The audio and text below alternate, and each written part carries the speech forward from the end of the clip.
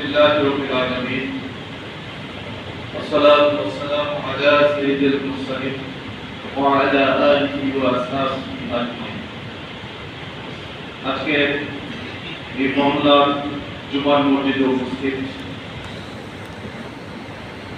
ইমাম নামাজের সম্মানিত পেশিমাম সম্মানিত মুসল্লিরা আসসালামু আলাইকুম ওয়া রাহমাতুল্লাহি ওয়া বারাকাতুহু। আপনাদের আগেই দুঃখ প্রকাশ করে দিচ্ছি, ক্ষমা চেয়ে দিচ্ছি যে দু এক মিনিট একটু বেশি লেগে যাচ্ছে আজকে যে নির্ধারিত নামাজের সময়।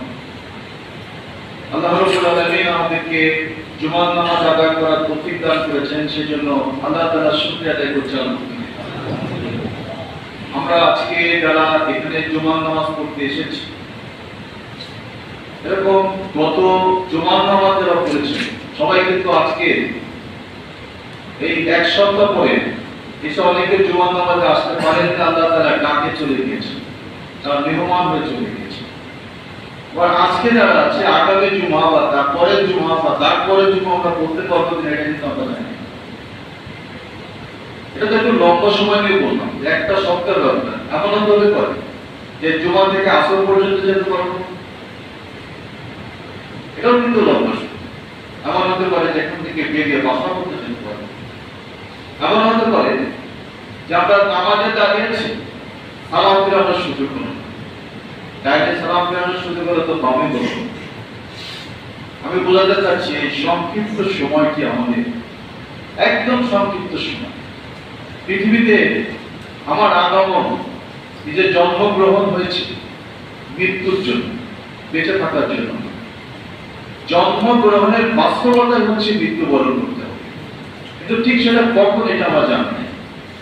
এই নির্দিষ্ট যে সময়টুকু আমার বেঁচে থাকা, এই বেঁচে থাকাটা হচ্ছে আল্লাহ তাআলার আনুগত্যের জন্য। আর আনুগত্য কেন করতে হবে? আনুগত্য করতে হবে বেঁচে থাকার পরে একটি অনন্ত জীবন আছে, পরকাল আছে। সেই পরকালের জিন্দেগিটা আমার কেমন হবে সেটার জন্য আল্লাহ রাব্বুল আলামিন এখানে জন্য বলেছেন, ইয়া আইয়ুহাল্লাযীনা আমানুত্তাকুল্লাহ ওয়াল তানজুর নাফসুম মা কদ্দামাত লিগাদ ওয়াত্তাকুল্লাহ ইন্নাল্লাহা খাবীরুম বিমা তা'মালুন। আল্লাহ তাআলা এখানে বলেন, হে ঈমানদার লোকেরা, তোমরা যারা ঈমান এনেছো, তোমরা আল্লাহ তাআলাকে ভয় করো। আর কিয়ামতের দিন, আগামী কালের দিন, আগামী কিয়ামতের দিনের জন্য কি সঞ্চয় করেছো সেটা হিসাব নিকাশ করে নাও, চিন্তা করো। কোনো ঘাটতি থাকলে, কোনো নাফরমানি থাকলে, আল্লাহ তাআলার আনুগত্যের বাইরে থাকলে সেটা তওবা করে নাও, সেটাকে সংশোধন করে নাও, নিয়ে একটি সুন্দর জীবনের দিকে ধাবিত হও।